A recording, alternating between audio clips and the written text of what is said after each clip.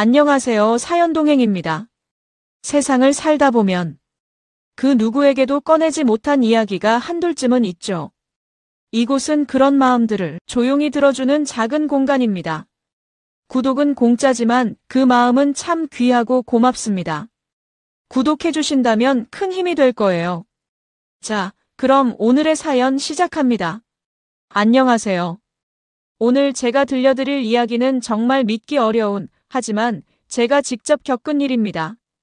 저는 올해 45살 소방관으로 일하고 있는 태호라고 합니다. 20회 넘게 불길과 싸우며 살아온 사람이죠.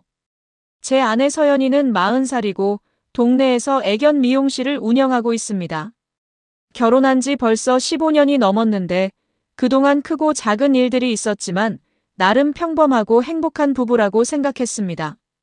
소방관이라는 직업은 정말 특수한 직업입니다. 언제 어디서 화재 신고가 들어올지 모르고 사람들의 생명이 달린 일이다 보니 항상 긴장 상태를 유지해야 하죠. 주야간 교대 근무는 기본이고 긴급 출동이 있으면 밤낮을 가리지 않고 나가야 합니다. 그러다 보니 집에서 보내는 시간이 정말 적었어요. 하루 종일 집에 있는 날이 손에 꼽을 정도였죠.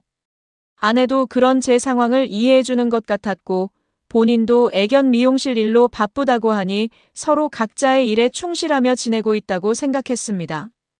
아내 서연이가 운영하는 애견 미용실은 동네에서 꽤 유명한 곳이었어요. 손재주가 좋아서 강아지들을 정말 예쁘게 미용해 주거든요. 단골 손님들도 많고 입소문도 좋아서 예약이 밀릴 정도였습니다. 그래서 아내가 바쁘다고 하면 당연하다고 생각했죠. 사실 요즘 들어 아내가 예전보다 더 바빠 보였어요. 주말에도 나가서 일한다고 하고 저녁 늦게 들어오는 날도 잦았습니다. 그래도 요즘 강아지 미용 예약이 많이 들어와서 정신없다고 하니까 열심히 일하는구나 싶어서 대견하기까지 했어요. 어느 날 정말 오랜만에 휴무를 받았습니다. 보통은 하루 쉬고 나면 바로 다음 근무가 있었는데 그날은 운 좋게 연휴를 받게 된 거예요. 평소보다 일찍 끝난 김에 아내 가게로 마중을 나가기로 했습니다. 서연이도 깜짝 놀라겠지만 가끔은 이런 서프라이즈도 좋을 것 같았거든요. 가게 앞에 도착해서 기다리고 있는데 아내가 낯선 남자와 함께 차에서 내리더라고요. 그 남자는 동네 애견 호텔을 운영하는 민성이라는 사람이었어요. 민성에 대해서는 아내한테서 몇 번 들은 적이 있었습니다. 애견 미용실과 애견 호텔이 서로 연계해서 일하는 경우가 많다고 하더라고요. 미용을 마친 강아지들을 임시로 맡아두거나 호텔에 맡겨진 강아지들을 미용해달라고 부탁하는 식으로요. 그래서 아내와 일적으로 알고 지내는 사이라고 들었던 기억이 있었어요. 하지만 실제로 보니 좀 이상한 기분이 들었습니다. 민성이 아내 서연이의 어깨를 가볍게 툭 치면서 오늘도 고생했어라고 말하는 모습이 너무 친밀해 보였거든요. 순간 기분이 좀 이상했습니다. 물론 같은 업계에서 일하는 사람들끼리는 원래 친하게 지낼 수도 있겠다 싶었지만 뭔가 모르게 불편한 감정이 들었어요. 그런데 곧바로 제 자신을 다독였습니다. 아내를 의심한다는 게 말이 되나 싶었거든요. 15년을 함께 살아온 부부인데 그런 의심을 품는다는 것 자체가 서연이에게 미안한 일이라고 생각했어요. 집에 돌아와서 아내에게 조심스럽게 물어봤습니다. 민성 씨랑 친하게 지내는구나 라고요. 서연이는 별다른 기색 없이 대답했어요. 아, 그냥 업무상 알고 지내는 사이야. 종종 강아지들 맡길 일이 있어서 연락하는 정도야. 왜 그래? 너무 자연스러운 반응이었어요. 별다른 의심은 없었습니다. 오히려 아내가 사업상 인맥을 넓혀가는 것 같아서 좋다고 생각했죠. 그날 밤에도 아내는 평소와 다름없이 저녁을 준비해주고 당신 오늘 일찍 들어와서 좋네. 오랜만에 함께 저녁 먹는구나라며 환하게 웃어줬습니다. 그런 모습을 보니 제가 괜한 의심을 했나 싶어서 마음이 편해졌어요. 역시 제가 너무 예민했나 보다 싶었죠. 그런데 정말 이상한 건 그 이후부터였습니다. 아내가 저에게 유독 더 잘해주기 시작한 거예요. 평소에도 나쁘지 않았지만 갑자기 도시락을 싸주기도 하고 제가 피곤해 보이면 어깨를 주물러주기도 했습니다. 당신이 고생이 많지. 내가 좀 더 챙겨드려야겠어라면서 말이에요. 처음에는 정말 고마웠습니다. 결혼한 지 오래되다 보니 서로에게 소홀했던 부분이 있었는데 아내가 먼저 관심을 보여주니까 기분이 좋더라고요. 요즘 들어 아내 서연이의 변화가 더욱 뚜렷해졌습니다. 예전에는 제가 출근할 때 그냥 다녀와라고 인사하는 정도였는데 이제는 현관까지 나와서 조심해서 다녀와, 힘든 일 있으면 무리하지 말고라며 손까지 잡아주곤 했어요. 처음에는 정말 감동이었습니다.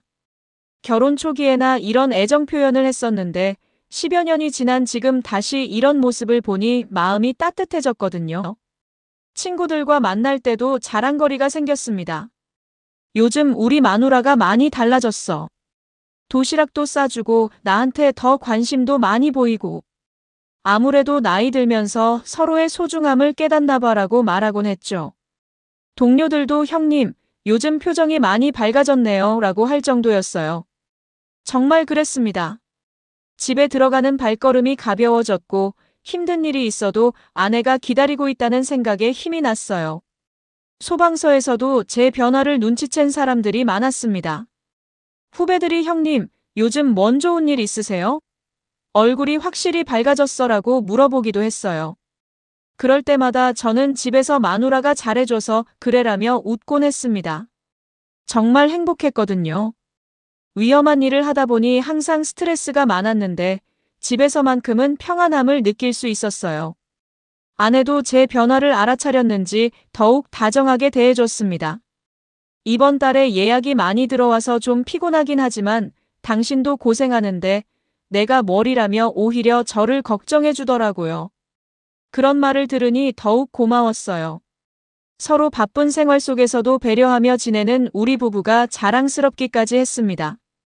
밤에 일찍 잠드는 날이 많아졌지만 그것도 일이 많아서 피곤한 거라고 생각했어요. 많이 힘들지? 푹 쉬어라고 말해주면 아내는 고맙다는 표정으로 제 손을 꼭 잡아주곤 했습니다. 그럴 때마다 마음이 따뜻해졌죠. 이런 게 진짜 부부구나 싶었어요. 어느 날은 야간 근무를 마치고 새벽에 들어왔는데 아내가 따뜻한 우유를 끓여서 기다리고 있더라고요. 당신 들어올 시간이어서 준비해뒀어. 피곤할 텐데 우유 한 잔 마시고 자라면서요. 그런 배려에 감동받아서 아내를 꼭 안아줬어요. 고마워, 정말 고마워라고 말하니까 서연이도 환하게 웃으며 당연한 걸 뭐리라고 답했습니다. 주말에도 아내는 바빠졌어요. 요즘 예약이 너무 많아서 주말에도 나가야 해라고 하더라고요. 조금 아쉽긴 했지만 사업이 잘 되는 건 좋은 일이니까 이해했습니다. 대신 아내가 없는 주말에는 집안일을 제가 하려고 노력했어요. 청소도 하고 빨래도 개어두고요.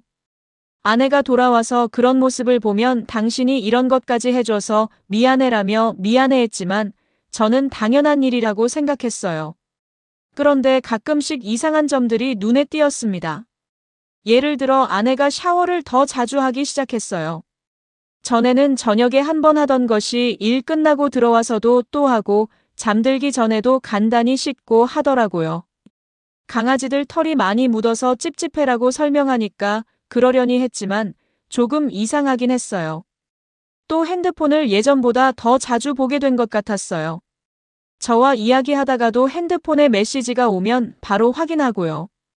일 때문에 연락이 많이 와라고 하니까 이해는 했지만 왠지 모르게 신경이 쓰였습니다. 하지만 그런 작은 의심들은 아내의 다정한 모습 앞에서 금세 사라졌어요. 어느 날 저녁 아내가 특별히 정성스럽게 저녁을 준비해줬어요. 제가 좋아하는 갈비찜에 나물 반찬까지 정말 푸짐하게요. 무슨 특별한 날이야? 라고 물어보니까 그냥 당신이 고생하는데 맛있는 거 해주고 싶어서라고 답하더라고요. 그런 마음이 너무 고마워서 눈물이 날 뻔했어요. 그런 평온한 일상이 계속되던 어느 날이었습니다. 그날도 평소와 다름없이 24시간 근무를 마치고 집에 돌아왔어요. 몸이 너무 피곤해서 샤워부터 하려고 화장실에 들어갔는데 휴지통 옆에 뭔가 반짝이는 게 떨어져 있더라고요. 자세히 보니까 콘돔 포장지였습니다. 순간 머리가 하얘졌어요. 저희 부부는 이미 피임에 대해서는 다른 방법을 사용하고 있었거든요. 그리고 무엇보다 최근 몇 개월 동안 아내와 그런 관계를 가진 적이 없었어요. 서로 바쁘다 보니 자연스럽게 그런 시간이 줄어들었고, 저도 나이가 들면서 그런 욕구가 예전만 못했거든요. 그런데 이 콘돔 포장지는 뭘까요? 손이 떨렸습니다. 혹시 제가 잘못 본 건 아닐까 싶어서 다시 한번 자세히 봤지만 분명히 콘돔 포장지가 맞았어요. 그것도 최근에 사용된 것 같았습니다. 머릿속이 복잡해졌어요. 온갖 생각이 다 들었습니다. 혹시 아내가 다른 남자와? 아니야, 그럴 리 없어. 15년을 함께 살아온 아내인데. 하지만 의심의 씨앗은 이미 심어져 버렸습니다. 그동안 이상하다고 생각했던 일들이 하나둘씩 떠오르기 시작했어요. 아내의 갑작스러운 변화, 더 자주 하는 샤워, 늘어난 야근, 그리고 민성과의 친밀한 모습까지 모든 것이 하나의 퍼즐처럼 맞아떨어지는 것 같았어요. 그날 밤은 정말 잠을 이룰 수가 없었습니다. 아내는 평소처럼 일찍 잠들었는데 저는 천장만 바라보며 밤을 새웠어요. 계속 똑같은 생각만 맴돌았습니다. 설마, 정말 설마. 하지만 그 콘돔 포장지를 설명할 다른 방법은 없었어요. 다음 날, 저는 결심을 했습니다. 확실히 알아봐야겠다고요. 그냥 추측만으로는 안 되겠더라고요. 만약 제가 잘못 생각한 거라면 아내에게 너무 미안한 일이고, 만약 정말로 그런 일이 있다면 그것도 알아야 할 권리가 있다고 생각했어요. 저에게는 예전의 사건 때문에 알게 된 사설 탐정이 한 명 있었어요. 화재 사건 조사 과정에서 도움을 받았던 적이 있거든요. 그분에게 조심스럽게 연락을 해봤습니다. 처음에는 제 상황을 말하기가 너무 부끄러웠어요. 하지만 진실을 알기 위해서는 어쩔 수 없었습니다. 탐정분께서는 이런 일에 경험이 많으신 분이었어요. 요즘 이런 의뢰가 정말 많아요. 대부분은 오해인 경우가 많으니까 너무 걱정하지 마세요. 일단 정확한 사실을 파악해보고 말씀드릴게요라고 말씀해 주셨습니다. 그래도 마음은 편하지 않았어요. 그 이후로 며칠 동안은 정말 힘들었습니다. 아내와 평소처럼 대화를 나누면서도 마음 한편으로는 계속 의심하고 있었거든요. 아내가 오늘 늦을 것 같아라고 말하면 정말 일 때문일까? 라는 생각이 들고 아내가 핸드폰을 보면 누구와 연락하는 걸까? 라는 의심이 들었어요. 탐정분께서는 며칠 후에 연락을 주셨습니다. 일단 기본적인 조사를 해봤는데 부인께서 평소 말씀하신 것과 다른 동선을 보이는 날들이 있어요. 좀 더 자세히 조사해 볼까요? 라고 하시더라고요. 그 말을 들으니 정말 현실이 된 것 같아서 무너지는 기분이었어요. 하지만 저는 끝까지 알아봐야겠다고 생각했습니다. 이런 의심을 품고 살 수는 없었거든요. 확실한 증거를 찾아서 만약 정말 그런 일이 있다면 어떻게 할지 결정해야겠다고 생각했어요. 반대로 제가 잘못 생각한 거라면 아내에게 진심으로 사과하고 더 잘해드려야겠다고도 생각했습니다. 탐정의 본격적인 조사가 시작되었습니다. 저는 아내의 일정을 최대한 자세히 알려드렸어요. 평소 출근 시간, 가게 운영 시간, 자주 가는 곳들까지요. 탐정분께서는 며칠만 시간을 주시면 확실한 답을 드릴 수 있을 것 같다고 하셨습니다. 그 기다리는 시간이 정말 길게 느껴졌어요. 평소 같으면 아내와 자연스럽게 이야기를 나누었을 텐데 이제는 모든 대화가 어색하게 느껴졌습니다. 아내가 오늘 어때? 힘든 일 없었어?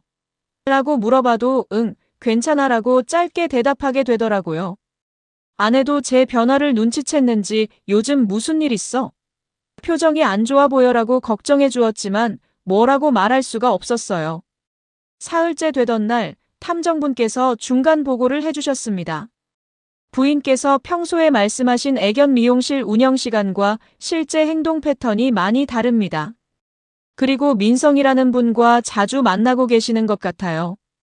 어제는 낮 시간에 모텔 근처에서 함께 있는 모습도 포착되었고요. 그 말을 듣는 순간 정말 하늘이 무너지는 것 같았어요. 머리가 멍해지고 아무 생각도 나지 않았습니다. 그래도 마지막 한 가지 확인이 더 필요했어요. 확실한 증거를 봐야 믿을 수 있을 것 같았거든요. 결정적인 증거를 잡을 수 있을까요? 라고 물어봤더니 탐정분께서는 내일이 기회일 것 같습니다. 부인께서 민성 씨와 만날 예정인 것 같아요. 확실한 증거를 잡아드릴게요 라고 하셨습니다. 그 말을 들으니 정말 복잡한 심정이었어요.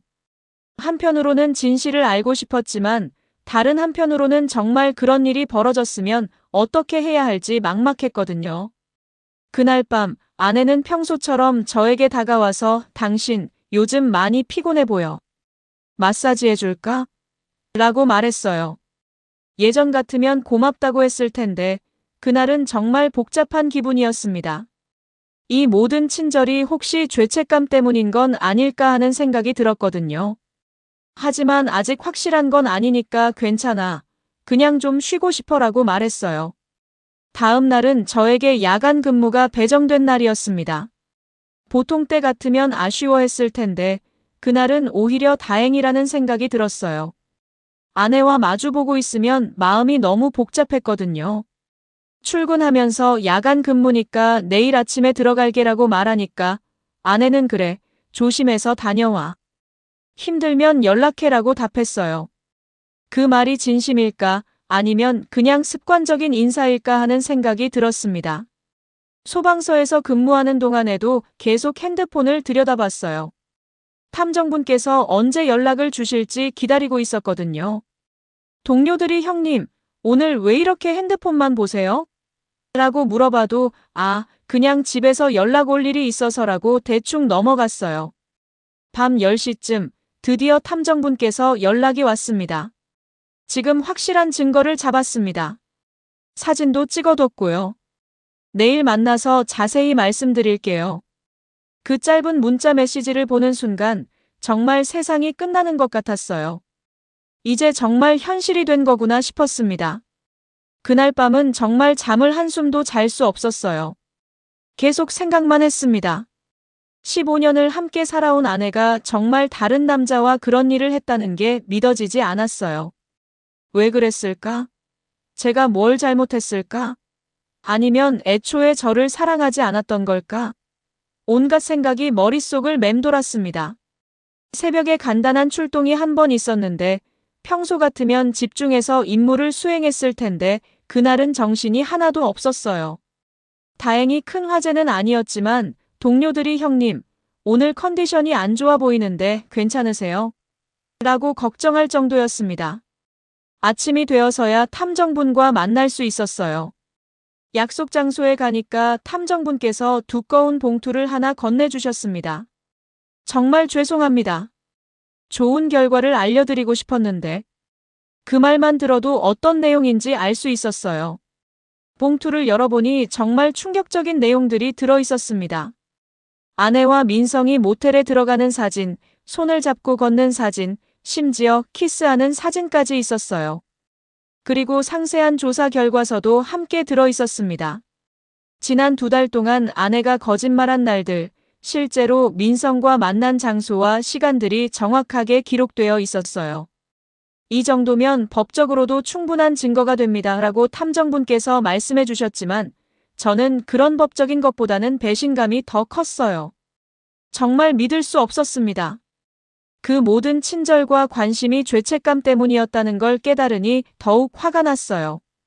집으로 돌아가는 길이 정말 무거웠습니다. 평소 같으면 15분이면 도착할 거리인데 그날은 1시간 넘게 걸었어요. 머릿속이 너무 복잡해서 정리가 안 되더라고요. 어떻게 해야 할지, 뭐부터 해야 할지 전혀 모르겠었습니다. 집 앞에 도착했을 때 아내의 차가 보이지 않았어요. 아마 가게에 나간 것 같았습니다. 그래도 다행이라는 생각이 들었어요. 지금 당장 아내 얼굴을 마주할 자신이 없었거든요. 일단 집에 들어가서 생각을 정리해 보기로 했습니다. 거실에 앉아서 탐정이 준 자료들을 다시 한번 차근차근 봤어요. 볼 때마다 더욱 화가 났습니다. 특히 아내가 저에게 거짓말한 날들을 보니까 정말 어이가 없었어요. 오늘 예약이 많아서 늦을 것 같아라고 했던 날, 실제로는 민성과 모텔에 있었더라고요. 주말에도 나가야 해라고 했던 날들도 마찬가지였고요. 그런데 가장 화가 났던 건 따로 있었어요. 제가 아내의 변화를 좋게 생각하고 있을 때 그 모든 친절이 거짓이었다는 거였습니다. 도시락을 싸주고 마사지를 해주고 다정한 말을 건네던 모든 것들이 죄책감 때문이었다는 걸 알고 나니까 정말 배신감이 컸어요. 저녁 무렵 아내가 집에 돌아왔습니다. 당신 벌써 왔네. 오늘 일찍 끝났어. 라고 평소처럼 자연스럽게 말하더라고요. 그 모습을 보니까 더욱 화가 났어요. 어떻게 그렇게 태어날 수 있을까요? 저는 응이라고 짧게 대답했습니다. 저녁은 뭐 먹을까? 냉장고에 고기 있으니까 불고기 해 먹을까? 라고 아내가 말했지만 저는 식욕이 전혀 없었어요. 난 괜찮아, 너 혼자 먹으라고 했더니 아내가 이상하게 생각하는 눈치였습니다. 왜 그래? 몸이 안 좋아? 열이라도 있는 거 아니야? 라며 제 이마에 손을 대려고 하더라고요. 그 순간 정말 폭발할 것 같았어요. 어떻게 그런 연기를 할 수 있을까요? 저는 아내의 손을 뿌리치며 괜찮다고 했잖아 라고 말했습니다. 아내는 깜짝 놀란 표정으로 왜 그래? 무슨 일 있었어? 라고 물었지만 저는 대답하지 않았어요. 그날 밤 저는 결심을 했습니다. 더 이상 이런 상황을 지속할 수는 없겠다고요. 내일 아내와 정면으로 대결해보기로 했습니다. 확실한 증거가 있으니까 아내도 부인할 수는 없을 거라고 생각했어요. 다음 날 저는 일부러 야간 근무라고 거짓말을 했습니다. 오늘 야간이니까 내일 아침에 들어올게라고 말하고 집을 나섰어요. 아내는 그래, 조심해서 다녀와라고 평소처럼 인사했습니다. 그 모습을 보니까 더욱 확신이 들었어요. 분명히 오늘도 민성과 만날 계획인 것 같았거든요. 실제로 소방서에는 가지 않고 근처 카페에서 시간을 보냈어요. 탐정분께 연락해서 오늘 확인해보고 싶은 게 있다고 말씀드렸더니 알겠습니다. 확인해보고 연락드릴게요 라고 하셨습니다. 몇 시간 후 예상대로 연락이 왔어요. 부인께서 민성 씨와 함께 집으로 들어가시는 걸 확인했습니다. 그 말을 듣는 순간 정말 머리에 피가 거꾸로 솟는 것 같았어요. 우리 집에서, 우리가 15년 동안 함께 살아온 그 집에서 더 이상 참을 수가 없었습니다. 바로 집으로 향했어요. 가는 동안 온갖 생각이 다 들었습니다. 뭐라고 말해야 할까? 어떻게 행동해야 할까? 하지만 한 가지는 확실했어요. 이 상황을 그냥 넘어갈 수는 없다는 거였습니다. 집 앞에 도착했을 때 정말 손이 떨렸어요. 현관문 앞에서 한동안 서 있었습니다. 문을 열고 들어가면 정말 돌이킬 수 없는 순간이 될 것 같았거든요. 하지만 더 이상 미룰 수는 없었어요. 조용히 열쇠로 문을 열고 들어갔습니다. 거실에서 웃음소리가 들렸어요. 아내와 민성의 목소리였습니다. 조심스럽게 다가가서 보니까 둘이 소파에 앉아서 와인을 마시고 있더라고요. 우리가 결혼 기념일에만 마시던 그 비싼 와인을 말이에요. 테이블 위에는 와인잔 2개가 놓여 있었고 거기 옆에는 저희 부부 사진이 놓인 액자도 있었어요. 그 순간 정말 화가 머리끝까지 났습니다. 어떻게 우리 집에서, 그것도 우리 부부 사진 앞에서 이런 일을 할 수 있을까요? 민성이 아내에게 뭔가 말하면서 웃고 있었고 아내도 정말 행복해 보이는 표정으로 웃고 있었어요. 저는 그동안 한 번도 본 적 없는 아내의 표정이었습니다. 뭐 하는 거야? 제가 큰 소리로 말하자 둘 다 깜짝 놀라며 돌아봤어요. 민성은 당황한 표정으로 일어나더니 이게 아니야. 오해야 라고 말했지만 이미 늦었죠. 아내는 얼굴이 새하얘져서 아무 말도 못하고 있었어요. 오해라고? 뭐가 오해야? 저는 민성에게 다가가면서 말했어요. 민성은 뒤로 물러서면서 잠깐만 진정해. 이야기해보자라고 했지만 저는 진정할 수가 없었어요. 우리 집에서 뭐 하는 거냐고. 그때 아내가 갑자기 무릎을 꿇더니 울기 시작했어요. 미안해, 정말 미안해. 잠깐 미쳤던 거야. 당신이 너무 자주 없으니까. 그 말을 듣는 순간 더욱 화가 났어요. 제가 일 때문에 집을 비우는 게 제 잘못이라는 거예요? 민성은 그 틈에 도망가려고 했어요. 문 쪽으로 가면서 나는 그냥 갈게라고 말하더라고요. 하지만 저는 그냥 보낼 수 없었어요. 야, 어디 가려고 해? 끝까지 책임져야지 하고 붙잡았습니다. 저기, 제발 진정하세요. 이야기해보면 풀릴 거예요. 민성이 말했지만 저는 더 이상 들을 말이 없었어요. 이야기? 뭘 이야기해? 내 아내랑 불륜 저지른 걸 뭘 이야기한다고? 결국 민성은 도망가 버렸어요. 아내를 두고 혼자서 말이에요. 그 모습을 보니까 더욱 비참했습니다. 진짜 사랑했다면 끝까지 책임졌을 텐데 결국은 그냥 놀이였던 거죠. 아내는 계속 울면서 정말 미안해, 용서해줘. 다시는 안 그럴게라고 말했어요. 하지만 저는 더 이상 그런 말을 믿을 수가 없었어요. 언제부터였어? 하고 물어보니까 2달 전부터. 라고 대답하더라고요. 2달. 그 2달 동안 저는 아내의 변화를 좋게 생각하고 있었어요. 더 친절해졌다고, 더 관심을 보여준다고 좋아했던 거죠. 그런데 그 모든 게 죄책감 때문이었다는 걸 알고 나니까 정말 허무했습니다. 왜 그랬어? 뭐가 부족했는데? 제가 물어보니까 아내는 당신 잘못이 아니야. 내가 잘못했어라고 답했어요.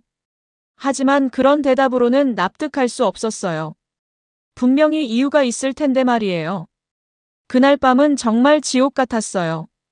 아내는 계속 사과하고 용서를 빌었지만 저는 마음이 돌아서지 않았어요. 한번 깨진 신뢰는 다시 회복하기 어렵다는 걸 그때 깨달았습니다. 그 이후로 며칠 동안은 정말 혼란스러웠어요. 아내는 계속 용서를 빌었고 다시 예전처럼 살자고 했습니다. 하지만 저는 도저히 받아들일 수가 없었어요. 한번 배신당한 신뢰를 어떻게 다시 믿을 수 있겠어요? 무엇보다 화가 났던 건 아내가 진심으로 반성하는 것 같지 않다는 거였어요. 한순간의 실수였다. 마가 나빠서 그랬다는 식으로 변명만 늘어놓더라고요.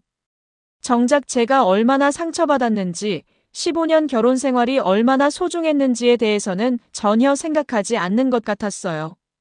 저는 냉정하게 판단하기로 했습니다.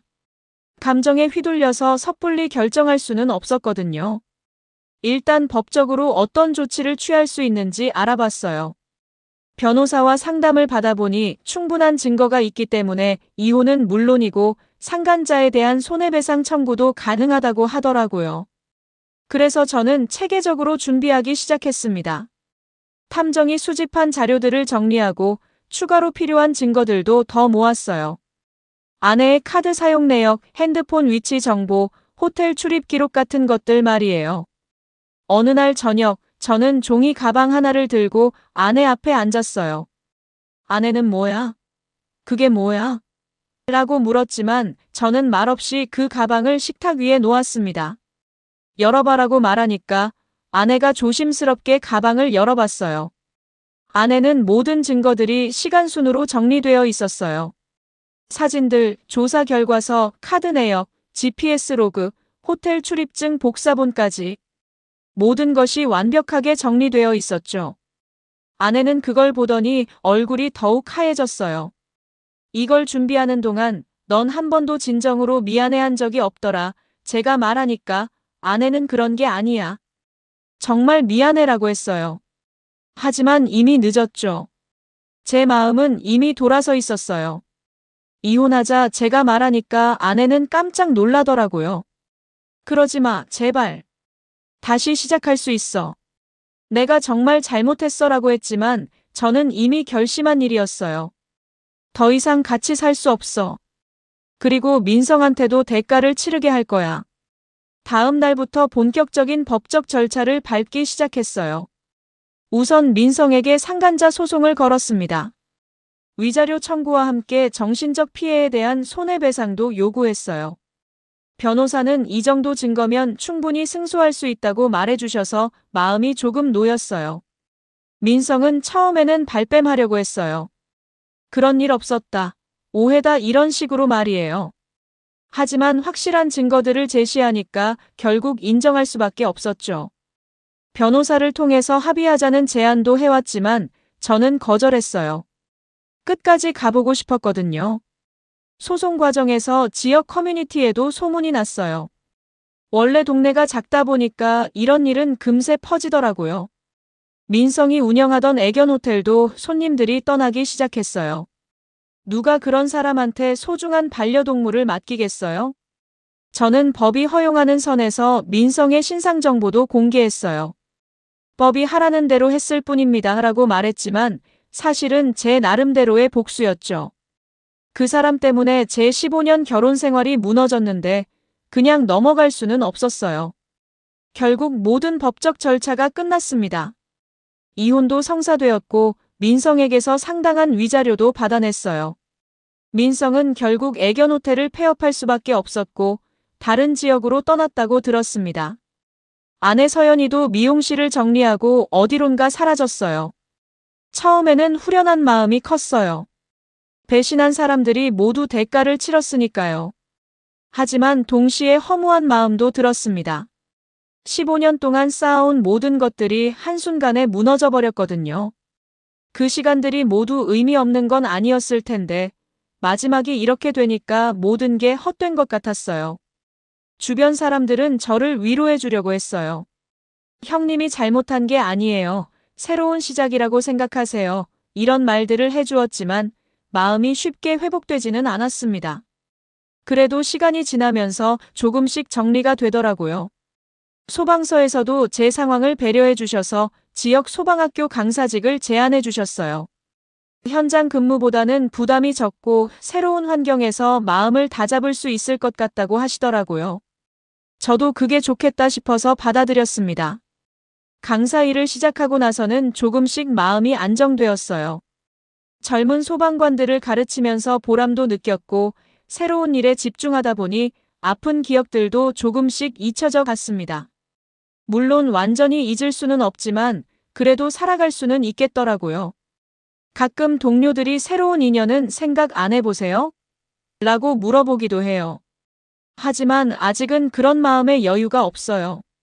한번 깊게 상처받고 나니까 다시 누군가를 믿는다는 게 쉽지 않더라고요. 시간이 더 지나면 달라질 수도 있겠지만 지금은 혼자 사는 게 편해요. 지난 일을 돌이켜보면서 많은 걸 배웠어요. 아무리 오래 함께 살았어도 사람 마음은 변할 수 있다는 것, 신뢰라는 건 한순간에 무너질 수 있다는 것, 그리고 배신에는 반드시 대가가 따른다는 것까지요. 힘든 경험이었지만 그래도 진실을 알 수 있어서 다행이라고 생각해요. 어제는 소방학교 훈련장에서 신입 소방관들에게 강의를 했어요. 불길과 싸우는 방법, 안전수칙, 팀워크의 중요성 같은 것들을 가르쳤죠. 강의 마지막에 한 신입대원이 교관님, 소방관으로 살면서 가장 무서웠던 순간이 언제예요? 라고 물어보더라고요. 저는 잠시 생각해보다가 답했어요. 불길보다 무서운 건 신뢰를 잃은 사람이더라. 불길은 물로 끌 수 있지만 한번 잃은 신뢰는 되돌릴 수 없거든. 그러자 교육생들이 진지한 표정으로 고개를 끄덕이더라고요.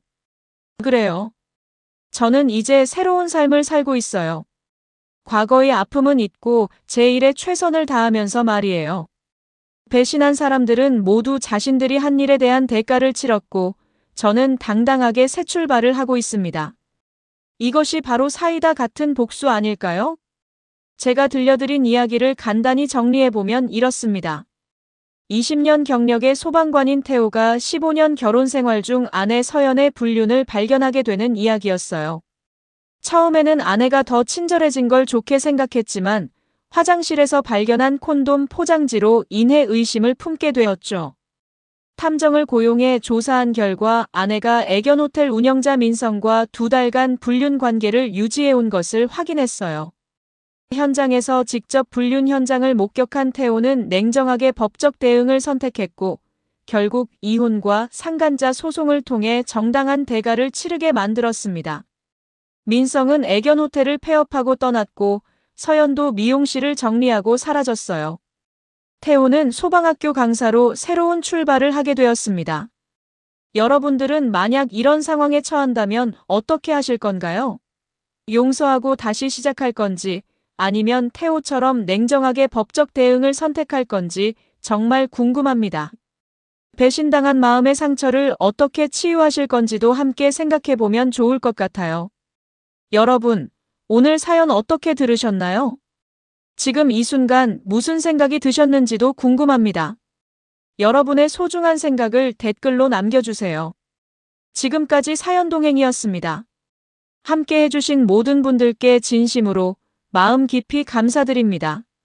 방송 끝나기 전에 혹시 아직 구독과 좋아요 안 누르셨다면 그 한 번의 클릭이 이 채널을 계속 이어가게 하는 큰 힘이 된답니다. 다음 사연에서 다시 인사드릴게요. 여러분 평안하세요.